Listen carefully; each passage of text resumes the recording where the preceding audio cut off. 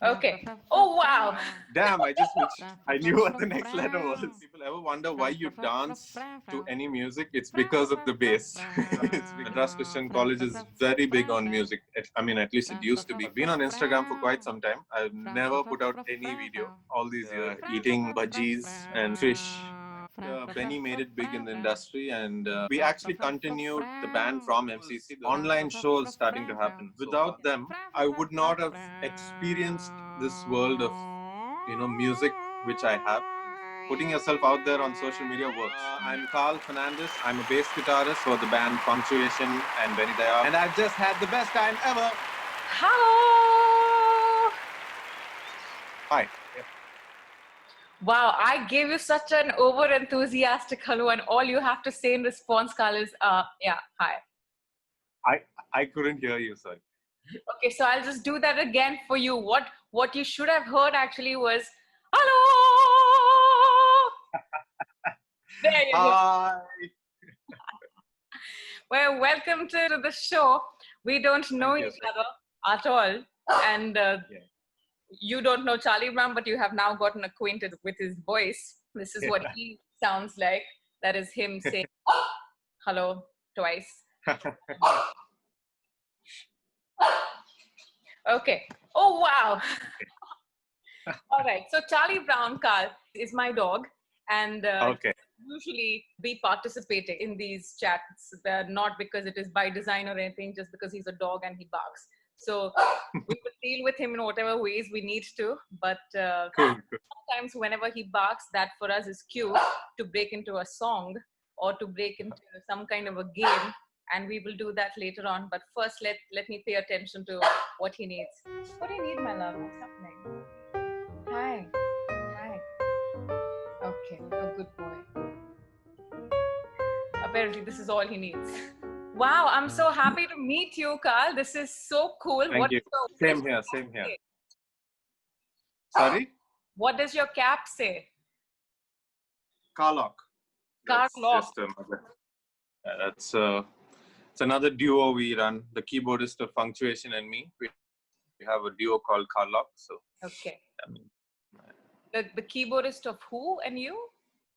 The band Funktuation I play for. Okay, Funktuation. Wow, this is one of those shows where it's completely unscripted and completely like unprepped for. So that's just a good way for me to say that I don't know anything. So Funktuation, that is such a cool name. All right, fair. So Carlock is what it is called. All right, how long have you been a band, Funktuation? Funktuation has been together for the past around I'd say 8 years. Okay. It's Benny Dayal, the famous Bollywood singer, is the frontman of Funktuation. So he's the lead singer. And we're about 6 of us. Okay. Drums, bass, guitar. Yeah. That's a nice big band. Yeah. That's very. We've been together for 8 years. And wow. We so there are 2 lineups for the band. Like we do Bollywood gigs with Benny Dayal as the frontman, which are Bollywood shows, commercial shows. And then we do also, So Charlie Brown has barked. What this means is now we have to play ABC. And this is how it goes. ABC. Okay. ABC, ABC, ABC, ABC. ABC, ABC. Okay, this is not me giving galis to guests. This is not what I do at all. What this is we're going to play the improv game of ABC, where we have conversation like we were, and you tell me more about, Funktuation. But we have dialogue that follows the alphabet. So, so your first sentence needs to begin with an alphabet, and then the sentence I say, the first word of that needs to begin with the next alphabet. And we're going to begin with C, because that's what your name begins with. Okay. So I'm going to start. Carlos! Okay. That's easy.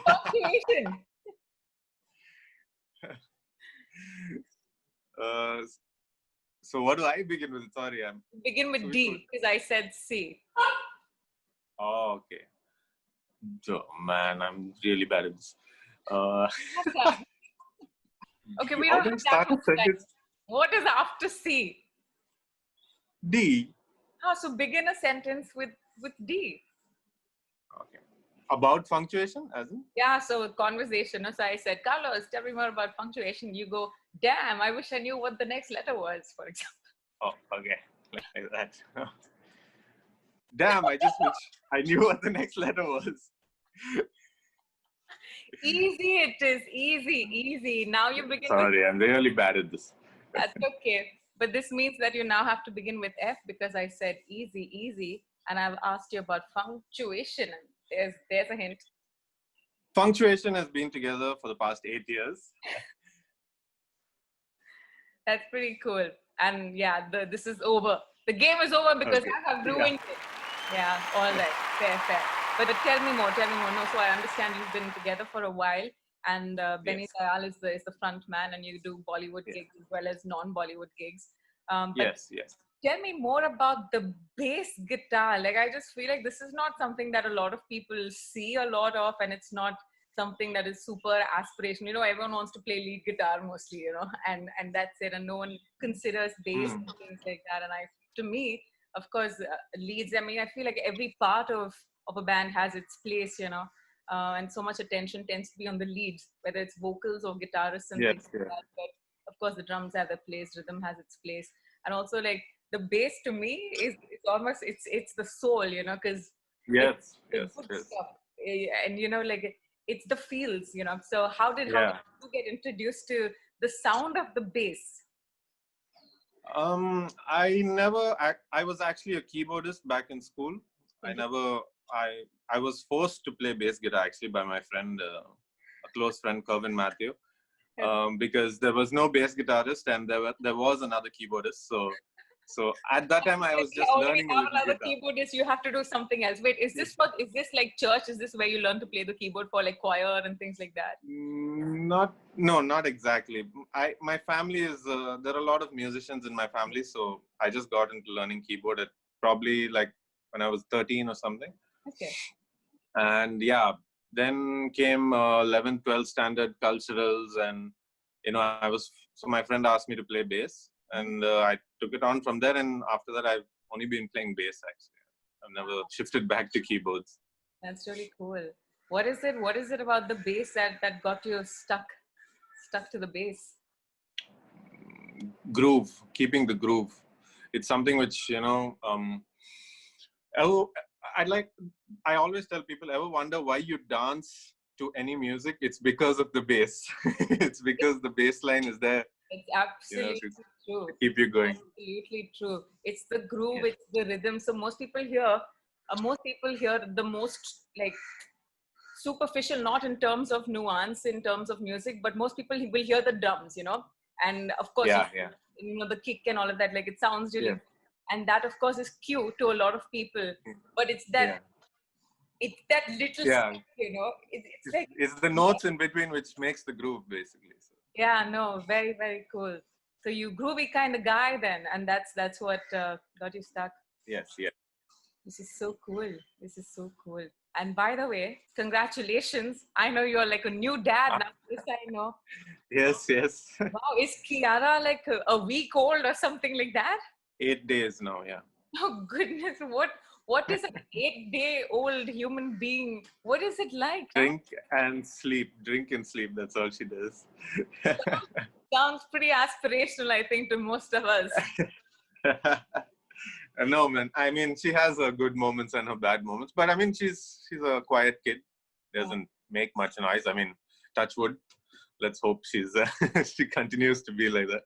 Yeah, of course. But, yeah, I mean, she's amazing. She is only 8 days old. I mean, give her a fair chance, Carlos. What is this? Wait, is your name Carlos or is it Carl or like? No, it's just Carl. Carl Fernandes. Yeah. Why am I calling you Carlos? My email ID would have been Carlos. Yeah. I was like, Carlos, ¿cómo está, Carlos? Buenos días, Carlos. This is the extent of my Spanish, Carlos. Gosh. No, but tell me more about your music. Tell me more about Carl the bass. And I've seen some of your videos on YouTube, and you jam a lot. And if people want to watch either on YouTube or on Instagram, because Instagram is where I found you as well. It's so cool that you pick up all of that stuff out there.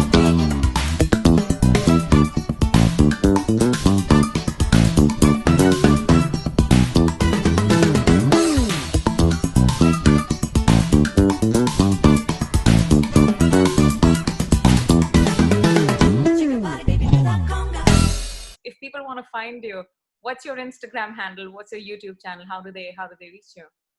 Yeah, my Instagram handle is at Carl the Bass, CarlTheBass. And Carl the Bass. Yeah, it's supposed to mean that. Yeah, and my YouTube is Carl Fernandes. All right. Great, awesome. You guys, you must follow Carl. This is like, if you've never heard bass guitar, if you're unfamiliar with it, because of all Bollywood and everything has to show is like just Amir Khan just doing nothing with the fretboard, just strumming away that to like off rhythm and all of that.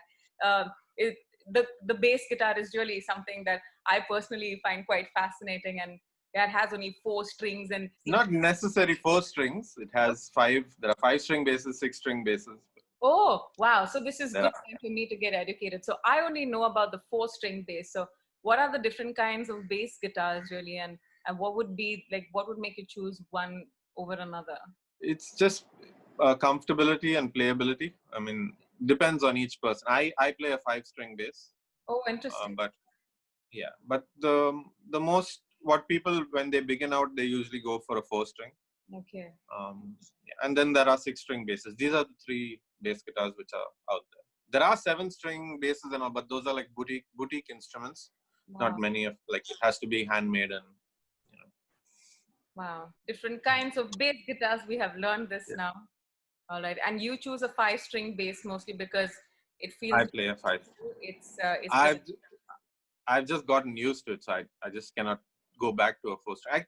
I mean, I still have a 4-string at home, but I rarely use it. All right. Yeah, otherwise, it's 5-string. All right. Very, very cool. What else, Carl? Tell me more about your music. Tell me more about what you love to do. Of late, actually, I've been putting out a lot of videos on Instagram. I've been on Instagram for quite some time. I've never put out any video all these years because, I mean, fact is that we've been gigging and traveling so much. None of us have that much time. And now, due to the lockdown, yes, I mean, had to do something to keep myself sane. So, so I started putting out bass videos and cover videos of bass tones and stuff. Correct. Other than that, yeah, I mean, can't wait for music to get back on track, shows to happen. I mean, let's hope it begins. How are you keeping yourself occupied at home? And oh, thanks for asking. Are you from Bombay? Yes. Yes, I am very much from Bombay. And where are you from? This seems like a good question to ask at this point. Chennai. Born and raised Chennai. All right. Very, very cool. No, I am from Bombay, spent all my life here. And how I am keeping myself busy, and thanks for asking, is just, doing work. I'm a genetic counselor on the side as well. And that's my day job. My night job is stand-up comedy.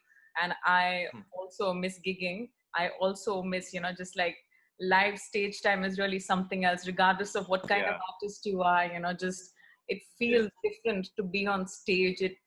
It's its own energy. It's another experience altogether. Yeah. Absolutely. And this is true even for audiences. Don't you feel that, like when, you are putting stuff out there on Instagram and I am putting all this like comedy content too. But for the audiences to experience a gig is very different from watching the same gig even, or sitting on their phone. Yeah. Phones, yeah.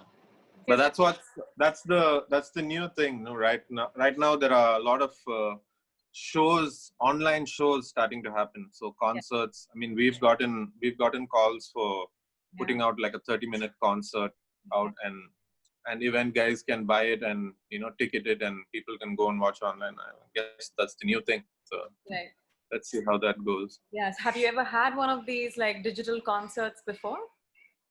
No, never. Okay. This is the first time. Tell me what your thoughts are about this, because it potentially might just be the new normal. The pandemic is likely here to stay for a bit. historically we know that these pandemics have lasted a while. So when you think of doing these kinds of digital concerts, how does it feel like to you? Because you also don't have your bandmates alongside. There's no chemistry to bounce off of. See, as of now, I mean, I don't think India can pull off. I don't think anybody in India can pull off a live digital concert, because I don't think we still have the internet speeds to pull off a live concert. Because I see a lot of people doing it abroad, but I mean, we've tried it already. Okay. There are a lot of platforms. Zoom, of course, can't handle it. Zoom, I mean, it's too laggy, and everyone will be playing later than each other. Yes, It's just, of course. so as of now, it has to be pre-recorded. You have to make a video out of it and post it out there. As of now, it's that. But let's see. It's very interesting. So what do you think the future might hold for you as a musician? You've been doing this for 8 years, and you've been doing it for a while with your own band and all of that. And what do you think the future is going to look like for folks who are musicians? Because things have changed a little bit. It's looking a little grim as of now, because I mean, till from what I've heard, I don't think hotels and all are going to be opening up, very soon. I mean, I've heard over the grapevine, I've heard October. So that's a long time for musicians to sit at home and not be doing anything and not. I mean, it's very tough not being able to earn. For people, I mean, for people who are married and who have another source of income through their spouse or anything, it's okay. But standalone musicians who are who've left their homes, travel to another city, who are sitting without work. I mean, it's very tough. Well, I can I know imagine. a lot of friends who are going through it. Yeah, or if you're married to another artist, this is just like Oh yeah, that's like really tough. better off or worse. This is, you don't take those vows that seriously. Oh God. Yeah, no, it can be challenging. So what do you do in terms of, if you're a musician, and of course when music is your bread and butter, these are unanticipated kinds of scenarios. What do you do? How can you monetize some of your skills so that it finally you can pay the bills or whatever, for those who might not have the luck of having a spouse or someone else that can support and just financially take care of the roost in some ways. I mean, see, I would say to tap into the sessions which are happening, the recording sessions. There are a lot of people who are putting out content and want musicians to record at home and send them stuff, and are willing to pay. I mean, if it's related to a big album or a big producer or a movie or something, people are finishing work now in this time. So, I mean, I've gotten some calls for some session work, but I guess a lot of people, but the only way they are going to know about you is if you keep putting out content, on Insta, on YouTube, and if they like you, they probably contact you. And that's how it's worked for me. All these years, I've been playing live music. I've never played on many sessions or albums as such. But after just these 2 months of putting out stuff, a lot of people have been contacting me and asking me to record at home, and it pays. Not as much, but it pays. Sure. And it's a good thing. Yeah. So it works. I mean, putting yourself out there on social media works. I mean, it does.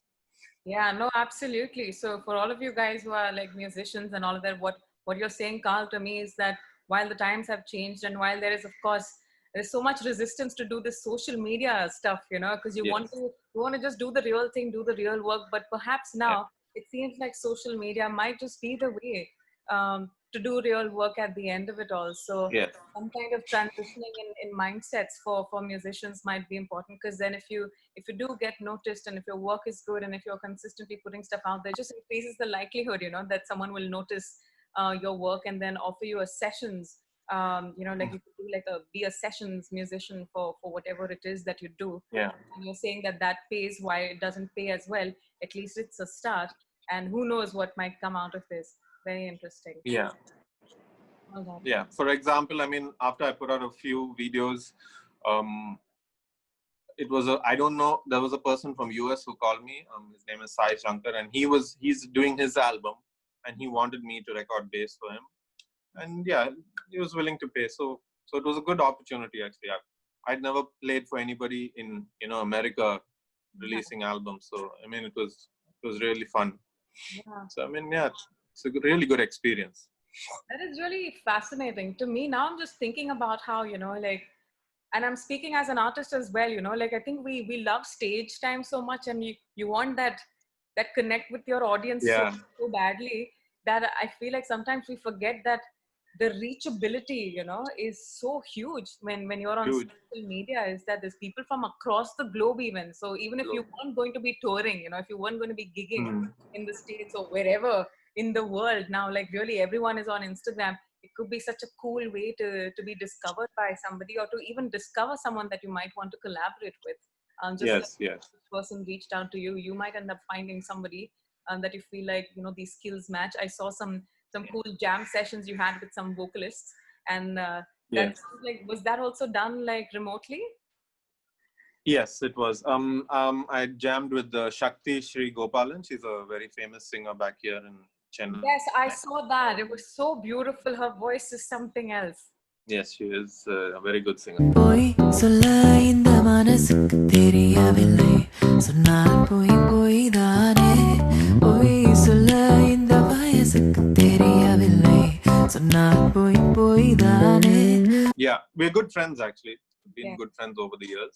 Okay. And so she had this song of a cover which she wanted to do, and she asked me to jam bass. That was it was a very different experience for me because I've never that song literally does not have a beat. So if you notice, and this is the first time I'm ever recording a song playing bass without a beat. It was very, I don't know, I won't say weird, but it was fun to do actually. I never knew I could play like that. I had to think really differently. Yeah, So that's so nice. interesting. How do you, in your mind, because you have to synthesize a beat in your head, because what will you play bass to, So Yeah. what is your process? Like, how did you break that down? For me, over the years, because I've learned keyboard and I also play a little bit of drums. So it's, frankly speaking, my theoretical knowledge of music is not very vast. I'm more a person who plays by ear and by muscle memory of what I learned throughout the years. So grooving comes easier to me because I play a drum beat in my head and I kind of think what the drummer might play to this. So that's how I work. I love it. You have like a mental metronome going on. This is so cool. Something like that. This is very, very Yeah, actually, exactly something like that. Well put. Mental metronome. so cool. So what plans for the future, and what are you planning on doing for yourself? I know that you talked about some digital gigs might be up. Other than Yes, there are some gigs in the pipeline which we are working on as Funktuation and Benny Dayal, like a Benny Dayal live concert. Yeah. We are working on something to be released next month. Some clients have contacted us and stuff, but I mean, yeah, we don't know how it's going to go. So let's see. Sure. Other than that, we are just hoping, real gigs start happening. I'm guessing the college gigs and the huge public gigs will not happen for some time, at least a year actually. I agree. But yeah, hotel room, private gigs, ballroom gigs, stuff like that with 50, 100 people should be happening soon. So 50, 100 people all like 6 feet away from each other with masks. This is going to be something. Yeah, that's going to be fun. All of us with masks on stage. I don't know if you heard this, but like when Sepultura gigs, they used to hand out like earplugs at their concerts, and maybe like Funktuation can start handing out like masks or something like that. Yes. All right. What advice do you have, Carl, for musicians who are either budding musicians? So first of all, the advice for budding musicians that might be interested in taking up bass guitar, because it's a little bit more unconventional as a first choice, and most people aren't really necessarily introduced to it. So what advice to people for how to explore, like getting your first bass guitar and going about that? And also secondly, for musicians overall, what advice for how to deal with these times that we're faced with now? In terms of people who are beginners and want to venture out playing bass, I'd say first learn guitar. A bit. Don't just take up the bass and think it's not a separate instrument by itself. It's a separate instrument by itself after you learn the guitar. sit with an acoustic guitar, learn your chords, learn your notes, because the strings are same, the notes are the same. Although I never spent a lot of time playing acoustic or electric, I know, where my flaws are because I didn't do that. So, I understand. I'd suggest people to first, learn guitar thoroughly and then move to bass. It would be much more easier. How And, long if would you're, you say, sorry to interrupt, how long would you say someone should actually properly familiarize yourself so that they're not dealing with some barriers later on, like how long of playing guitar and that how long is different for different people, but what level should you be yeah, at before you switch to bass guitar?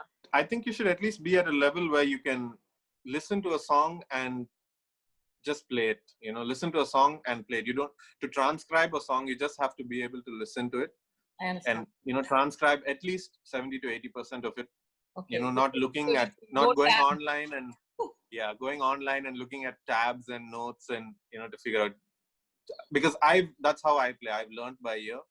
So I think that's the best way to quickly learn a song.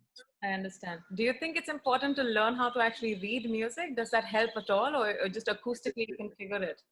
No, it is very important to read music. I mean, I don't know how to read music, but your playability and your skill level increases very vastly, but then again, you should always know how to be able to read that same thing and play it without the notes. Because there are a lot of people who get stuck and they can only play music by sheet reading. It's not bad. I mean, it's not bad. There are musicians who do that and are awesome. But when you're playing with a group of other musicians and when you're playing in a band and you find it very tough to groove along and spontaneously play something because you have been restricted to playing notes throughout, reading sheet music, that's where the problem lies. I understand. So sounds like musically you don't want to be stuck in an Indian education system model where you can just kind of do what you can read and that is, but you want to be able to kind of freestyle and kind of like import freestyle. You music. have to be good at freestyling and being spontaneous. If you're a solo musician, it doesn't matter. I mean, because you're just playing with yourself and playing by yourself, it's fine. But if you're playing with other musicians, direct yourself from playing with yourself to playing by yourself. Just saying. Yes. So, so that's a whole different kind of playing solo. But all right, you were saying something. I corrected that. Not that there's anything wrong with playing solo. Everyone does it. It's all okay. Yes. Let's get back to music. So I mean, when you're playing with other musicians and you want to form a band, you have to be able to gel spontaneously. That's where the connection comes, and that's where a band lasts for many years, when all the musicians can connect, which is what we've found as a band also, Funktuation. That's how we all have connected. We all are not theoretically very sound, but there is some connection where we can just all sit together and come up with something like that in 10 minutes and make a song in, like, say, 2 days, a full-fledged song. So it's so cool. Finding that band, finding that group of musicians you gel with is also very important. Yeah, it's so cool. I'm hearing you say this and I almost hear like, while we can all speak and we can all do these, like individual, we can do these monologues all on our own, but having conversation is really something else. And just like you find a group of people that, you love just, vibing off of, and you can have great conversation. Sounds like a band needs to have a musical conversation almost and hang out and kind of play with each other. Like you said, you have to vibe off each other. Unless you vibe off each other, you can create like insane music and really good music which people will enjoy. People have to feel your vibe, basically. People have to feel what the band vibes. Only then, they're going to enjoy the music. Do you miss jamming with the band? I have to ask you this now. Yeah, a lot. I mean, we never practice a lot per se, because our Bollywood concerts are, we play almost, say, 2 days a week. There are concerts, so we average around 6 to 7 concerts a month. Wow. So I mean, we are literally traveling, and we are like family. We've been with each other, for the past 8 years. So we don't practice a lot because everything is muscle memory for us, more or less now. Our concerts, unless we have a new song. Sorry, you guys have a similar like set list and all of that for most of these. Yeah. There is a set list for corporate, a set list for colleges, and a set list for public shows and for weddings. Yeah. Very, very cool. No, but you were saying that you guys didn't necessarily jam a lot or practice a lot, but you guys are on the move and all of that. But Yeah. what do you miss about that? I mean, we do meet up when we have to learn a new song, but I mean, we finish practice in like 1 hour, and then we we go out and we have food and we do a lot of fun things. Cool. What's the most fun thing you guys did as a band? Like, what's the most fun thing that Funktuation did? We usually used to travel to a lot of these really cool destinations for shows, like let's say Seychelles. We've done Maldives. For me personally, the most fun thing as a band, what we've done is stayed back after a show at Maldives. We booked an entire resort and we stayed for another 3 days. And we did this about 6 years ago, I think, when we initially started off. And it was an amazing experience too, because none of us had traveled to such amazing beach destinations, and No, so that was really fun. To the Seychelles as well as the Maldives, both very beachy spaces. Are you like a beach person? Is that what it is? I am a very beach person. I love beaches. Yeah. That's so cool. What's your fondest beach memory as a kid, even perhaps? Fondest beach memory is my parents taking me every Sunday to the beach and eating bhajis and fish. And it was a routine. Every Sunday, go to the beach. Wow. So every Sunday, that is quite a good like dedication to the beach life. Yeah. I think your parents introduced you to a certain kind of element of who you ended up being. This is so cool. Yeah.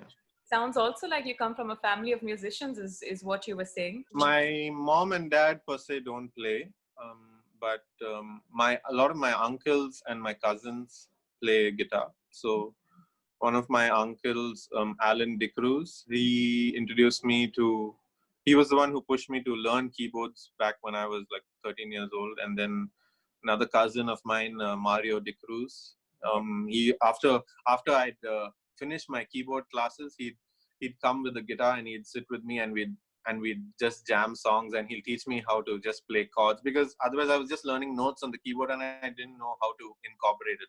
So he'd come every day and sit with me, and so I mean, he played a big influence actually. This is very cool. Name your cousin again. We give him a nice big shout out. Mario DeCruz. Mario DeCruz, well done. Well done introducing your cousin Carl to the guitar. This is so cool. What was the first song you ever played on guitar? I'd say the first song I learned on bass was Sweet Child of Mine. Okay. Guns N' Roses. Because we were going to play that for culturals and I was forced to learn that song. So otherwise, the first song I ever learned to play on keyboard, I would say, was Let It Be by the Beatles. Sure. Yeah, that's the first song I learned. Very cool. You talked about culturals and I instantly went to college. How important do you think, or how cool really that setup is, these cultural festivals or these for musicians or artists of any kind, to give you guys a platform when we're all younger? See, I went to a college called Madras Christian College. Okay. And Madras Christian College is very big on music. I mean, at least it used to be. So there I was, bang, in my first year out of college, and I was taken by a group of seniors to play with them on their band. And I was really scared because I was the only fresher there. And the band was called Last Minute. Were you suspicious that this was a whole ragging episode going to happen? Oh, there was a lot of ragging. Ragging was always there. Madras Christian College is famous for its ragging. But because I learned, to gel with other musicians, because I was fresh out of school, I had not played with musicians who were really professional at that time. They were really good at that time. Wow. And they were all third years. So, I mean, I learned a lot from that band. I literally learned to a lot of the structure of bass lines I play today is a lot what I learned with the band Last Minute. Although we just played a lot of covers and a few own compositions, but a lot of bass lines I learned at that time, that specific year, taught me a lot actually over the years. That is so cool. Last minute, huh? Are these guys still around, or has everyone just gone on to do regular like? Um, yeah, the guitarist Alan is in, I think he's in South Africa. Yeah. The drummer Manoj is in Chennai. He's a pastor. Okay. Danny, the other guitarist, I think he's in Germany. Okay. But yeah, we do have a group and we catch up, and we're trying to somehow record one of our own compositions, which we composed back in 2003. Oh wow. So we're trying to get it going. We just have So to cool to move. stuff when everyone's everywhere else. Correct. No, finally to from doing like a lot of covers together and like a few OCs, finally all these years later to be coming up with your Yeah. own. I think it's so cool, and you can learn some of these electronic ways to do this. Like digitally Yeah. and all that. This is very very cool. That's so exciting. When do you think that might happen? I mean, we haven't started yet because we're trying to figure out how everybody, because I'm out of all of them, I think I'm the only one who's still into music. They all have taken up other jobs, and I don't know if they have a full-on recording setup at home to record. So figuring out that is going to take some time. So till the lockdowns get over and people can go out and record somewhere. Correct. Otherwise, it's stuff. Yeah. Oh, I understand. Yeah, of course, it is challenging when you don't have like a recording studio. Where are you going to record from? And Yeah. you need technology, I think, as well. Depending on what Yes. you're doing, and unless you're a vocalist. How's the lockdown there? Have they taken it off in Mumbai? No, Or is actually, it still actually on? got extended, no, till the end of this month. So Same here. in Mumbai, Maharashtra, things are not looking very good, and so we're going to hear on the 31st about yeah, we'll see what the status is. For you guys, also, you're saying it is bad currently at Chennai. Chennai is I don't know. I mean, apparently everyone's saying the second wave has not hit yet in India, so we don't know. Everything seems normal because I mean we had to head out to the hospital for the baby and stuff a few days ago. Yeah. So everything seemed normal. I mean, Yeah. I think it's just public transport which is not, and public gatherings which is not allowed. Yeah, no, it's crazy for those of us who are privileged to have a home, to stay home Yeah. safe and stay safe, and who have reasonable sources of income or support or whatever, and who have like just amenities that we take for granted. Really, life has not changed very much. If you have a home, if you have food, if you have groceries, and Yeah, we have the privilege of just ordering online and Yeah. ordering our veggies and stuff. And a lot of people don't have that privilege. I also feel the same, that I'm in the privileged position where I feel like life has not really changed very much for me. My genetic counseling appointments have anyways, a big chunk of them used to happen electronically. So it was just quite normal for me to be doing Zoom meetings for folks from wherever, and, to take phone calls and things like that. So that part has not changed at all. The only bit that has changed for me is comedy gigs, but that has in some ways compelled me to do stuff like this. And it's pretty cool to see the opportunities that I've been able to find, and it seems like you've also been able to find. I'm seeing a lot of creative folk. It's almost like an explosion of creativity has happened because so much creativity on Instagram and Facebook. Collaborations, a lot of collaborations are happening. It's really fun to see. Every day, literally every day, there's a new collaboration, a new music video out on Instagram, and it's just endless. You just keep swiping and just keep looking. No, it's so cool, and I think this should fill a lot of artists, again, who aren't struggling with the more basic necessities, because like you were saying earlier, a lot of them really are. But if you aren't struggling with some of those things that are really necessary, then this is a good time to put yourself out there and perhaps get discovered or discover someone, collaborate, create, and just not feel stifled because of the lockdown. I have a question to ask you, kind of goes back to what you were talking about, how some of your friends from last minute, these guys all ended up doing other stuff and they're all over the place doing all kinds of things. And you said you were the only one that still is in music. Can you talk to me a little bit about what is it that allowed you to continue? So the reason behind me being still in music is how I got into music actually is because Benny, the singer Benny Dayal, who I was talking about earlier. So he was my senior in college. So he also studied in MCC. So he was my senior in BCom. So after I had played for Last Minute, he had asked me to come and play for the Indian band, the band playing, he used to sing a lot of Carnatic back in college. So he had asked me to come play for that. And then Benny and me became really close after that. I'm an Anglo-Indian by birth. I had another band and we used to play for a lot of Anglo-Indian weddings. Okay. So I had, at the same time, I had asked Benny to come because he wanted to get into singing a lot of English music and rock and roll. And he was very limited to his Carnatic at that time. Yeah. So I asked him to come be the lead singer of the band, the Mud Skippers. We used to be called the Mud Skippers. So we used to do Anglo weddings, and Benny used to get into singing country western and rock and roll, and come over, stay at my place. So after that, Benny made it big in the industry, and that's when we actually continued the band from MCC, the Indian band, and we used to play with Benny for his his big shows and all that. Then I'd say 2010 or 2011, we started Funktuation, Benny and me.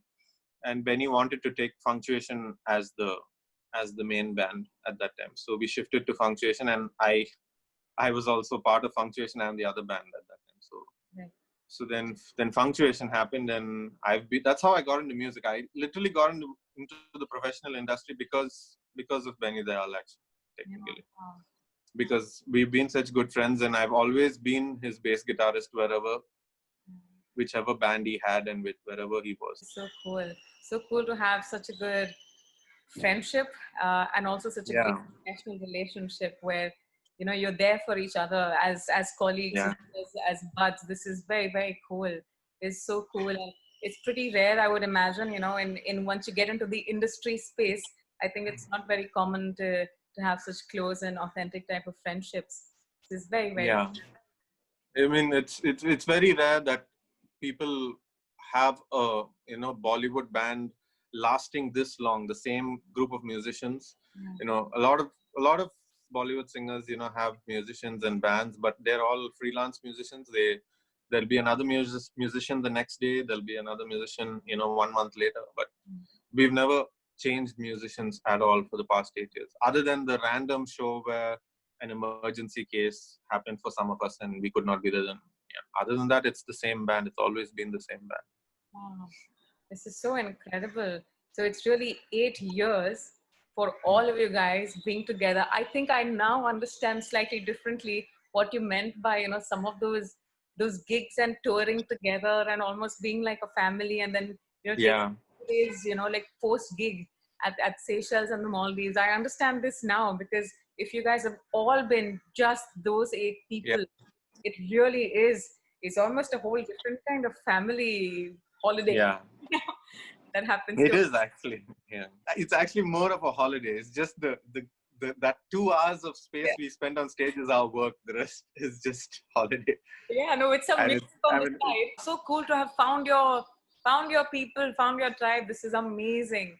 Would you say that you're happy where you are right now in terms of the choices you have made musically? You give so much credit, Carl. I just have to think about, you're talking about your cousin, you're talking about Last Minute, you speak about Benny Dayal. There's such a sense of appreciation, almost like gratitude for all the stuff. And I think that is such an incredible perspective for someone to have. I just wanted to say that to you, that I just sense it coming from you, and it's really, really cool. And I was asking, like, how do you feel about your journey so far? Like what life has been like, from this kid that got asked by a bunch of seniors, and then for you to even be doing what you're doing. Like how do you see your life, in a nutshell, when you think back about it? Like, how do you see it? I mean, I wouldn't be where I am now today without, I mean, there are a lot of people who have influenced me musically throughout my life. There are a lot of bands I played for. There are a lot of other bands I still play for. I would say that without them, I would not have experienced this world of, music, which I have. I would not have learned as much as what I have over the years. And I literally owe it all to them, everybody. Thank you so much. That's That's very kind of you, and there's a lot of humility, and I think that is great. But I also want to say that, I mean, everyone could be doing all of this stuff, but if you weren't like a totally kick-ass bass player, like it wouldn't work at all.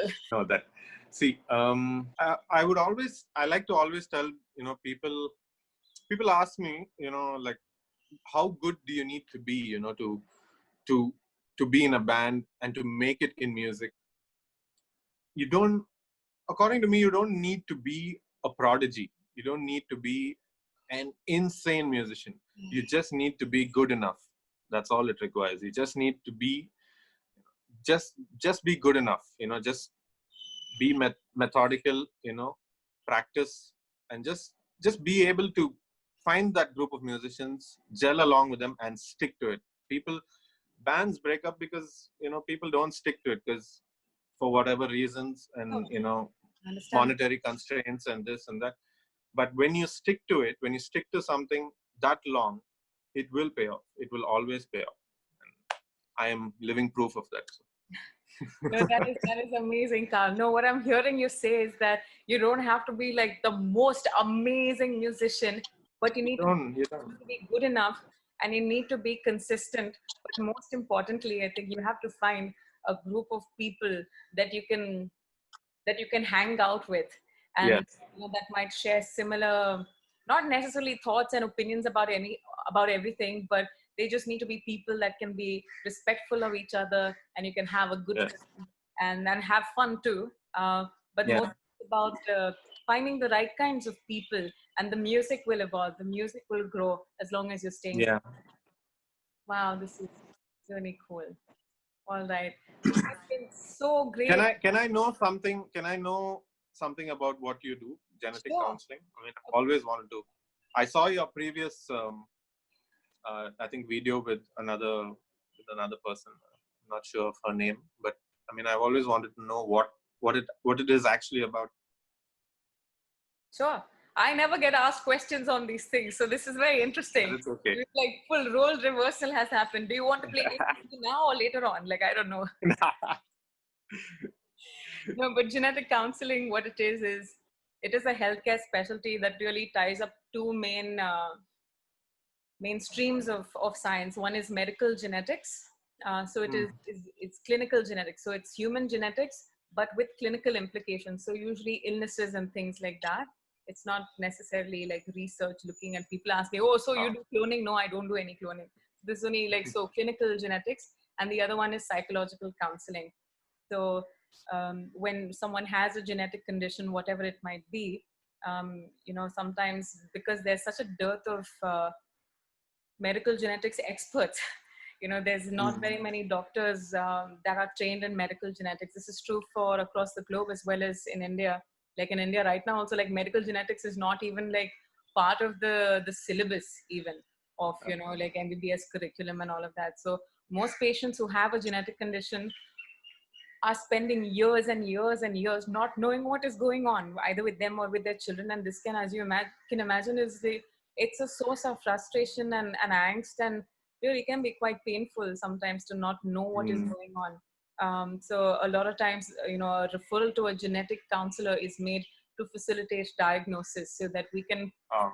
join the dots. There's some very isolated symptoms in this person, that person, nothing really would make sense. So a cardiologist would look just at heart stuff, a pulmonologist Mm. would look at his lung stuff. But for someone who has medical genetics training, it's an overview of everything, because DNA really defines everything, right? Everything. So a genetic counselor has expertise in cardiology, in obstetrics, in gynecology, in pediatrics, in neurology, in ophthalmology, in everything. So wherever genes are involved, which is really everywhere, most people that need a diagnosis will come to a genetic counselor, who will then, figure out what's going on, offer the right kind of test to confirm the diagnosis. Because I will come up with some kind of, okay, it looks like this is going on. It's like medical mystery solving almost. And then there's Okay. confirmatory testing, post, assessment of the case, the medical history, as well as the family history. Then there is what we call a differential diagnosis, which really is jargon for, I think it might be one of these three. So once we have those three, in place, then we can order genetic testing, and then that can confirm the diagnosis. And once we have confirmed diagnosis, it is life changing. for a lot of people, because now we know what to do with this. Until then, it's been, mystical element. People are presenting with random symptoms. They're being treated in isolation. But once we have a genetic diagnosis, it helps with management. It helps with clinical care. It helps with therapies. It helps with sometimes recurrence risks. So if I have a child with a particular condition, I want to have another child, and I want to know what my chances are of having that child, and what can I do to find out.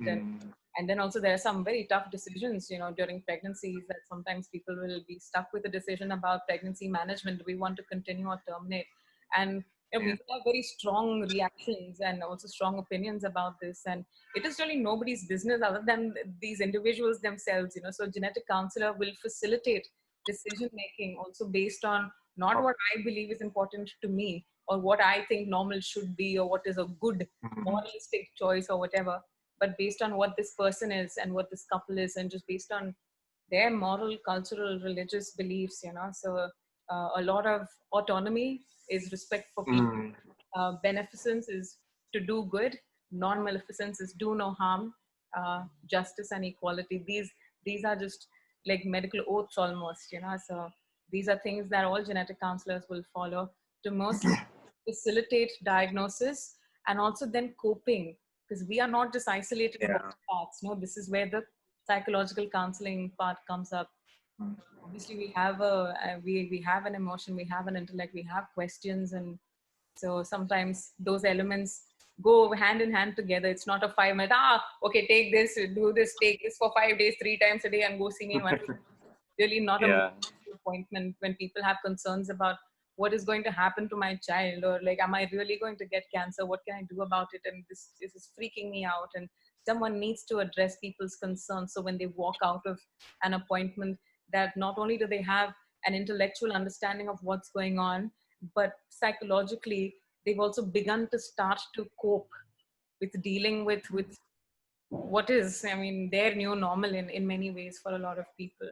So facilitating adaptation to the medical, familial, and psychological ramifications of genetic contributions of disease is the definition of genetic counseling. It's a quick answer. Yeah. Thank you so much for explaining that. How do you manage this work with your stand-up comedy work? Genetic counselor by day, stand-up comedian by night. That's exactly it. That is part of my bio also. When people ask me for like, can you please send us a brief bio? You know how it is like, like before gigs and things like that. So yes, it is genetic counselor by day. And just like moonlighting, almost. And then it is stand-up comic by night. And luckily those two can coexist, because really genetic counseling appointments are a daytime job, and stand-up comedy is in the evening. So I get to do both, and I do both in each other, if that makes any sense. So when you are someone that has a sense of humor, I think you bring that to, it's just who you are, man. You bring it to all kinds of conversation, and I think it becomes even more so helpful. I'm obviously not going to say horrible things to my patient, like, like whatever, like, you have this and this is going to be the end of it. It's like hugely inappropriate, but to bring a sense of lightness to these very discussions is really, really helpful, because patients are usually dealing with very, very tough diagnoses, which are like lifelong, no, because they're genetic conditions. And sometimes they're talking about life limiting conditions as well. So it's just how you develop rapport with people in some way. So to stay as authentic as who you are, I think is most important, So this is who I am. This is also the kind of person I am in genetic counseling. And some of my stand-up comedy also has some genetic jokes. I feel like you can't keep those two, very, very separate from each other. So they kind of bleed into each other. But I feel like that was expected. I was initially really wanting to separate those two, but I'm finding that they're just merging into each other somehow. And I'm setting my feet. I think when I started stand-up comedy at the beginning, it was more two very different dabbas, almost like airtight almost. Like I am a stand-up comic on Instagram, and that is all I'm going to do. That was my comedy page. But now I'm just seeing that it's just slowly starting to reflect who I am, and there is some genetic stuff. This is why you've seen some of those interviews, and there's some comedy stuff, and I'm learning to fully embrace both aspects of myself without being like feeling like I'm going to seem like a lesser professional as a genetic counselor, or as a too serious comedian, you know. Nice, nice. This has been so cool. No one has ever asked me questions before. You should like start your own talk show. I have talked way too much though. So what's dad duties look like for you? As of now, I'm on a break because I'm on call with you. Yes. But she gave us a time in the night last night, so she's fast asleep now. It's amazing. We've kind of gotten to start taking shifts. So I try to sleep earlier, and my wife Althea, tries to stay up a little late. And then when she gets up towards the early morning, I get to get up and take care of her a little bit. Makes sense. You have to be a good team when you do this. Your parenting is Yeah. definitely teamwork. All righty then. Thank you so much for this conversation. Thank you so much. This has Thank been you. so incredible, and congratulations again on Kiara. I hope mom and baby are both doing well. And Yes. I can't Very well. wait for the next from Funktuation, from Carlock, and some of these, especially with last minute. Yeah, let's hope that gets through. Yes. Thank you so much. This has been totally cool. We have two options for how we're going to end this. You can either choose death by drama, which is when we say, our goodbyes in the most dramatic kinds of ways, or we do pointlessly pensive, which is where we just spend about 15 seconds just thinking about nothing just for no good reason, no conversation, just thoughts. Which do you choose? Let's do death by drama. Okay, fine. If that is what you wanted to do, it's okay, Carl. Okay, bye. Okay, bye. This was nice.